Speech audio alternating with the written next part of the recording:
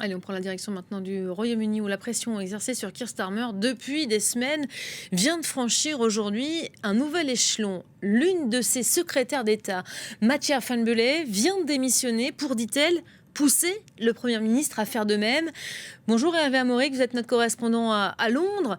C'est la première fois qu'un membre du gouvernement agit ainsi. Ça en dit long sur le niveau de pression qui s'exerce aujourd'hui sur Starmer, qui continue pour le moment toujours de s'accrocher. Keir Starmer persiste et signe.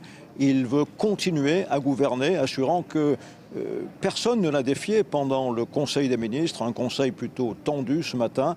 Après la réunion, plusieurs loyalistes, loyaux au Premier ministre, à Keir Starmer, sont venus clamer leur soutien devant les caméras britanniques, mais il y a deux ministres qui sont sortis marchant, regardant droit devant eux, sans dire mot, réservant leur jugement pour plus tard. Ils sont sortis sans rien dire, et ceux-là sont des poids lourds du Parti travailliste.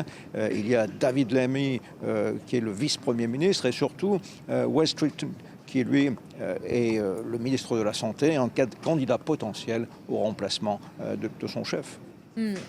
Hervé, les oppositions sont-elles aujourd'hui en nombre suffisant pour faire tomber le Premier ministre britannique ?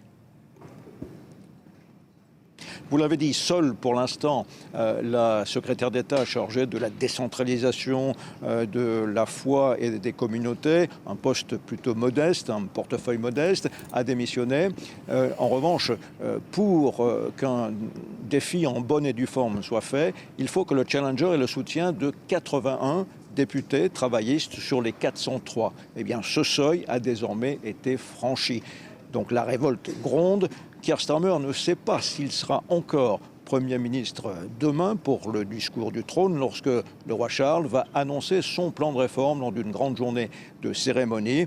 Un plan de réforme que Keir Starmer, le locataire du 10 Downing Street, avait prévu présenter comme étant particulièrement radical, justement pour tenter de faire taire la rébellion. Hervé Amaurik en direct de Londres, devant le 10 Downing Street. Merci à vous Hervé. À plus tard.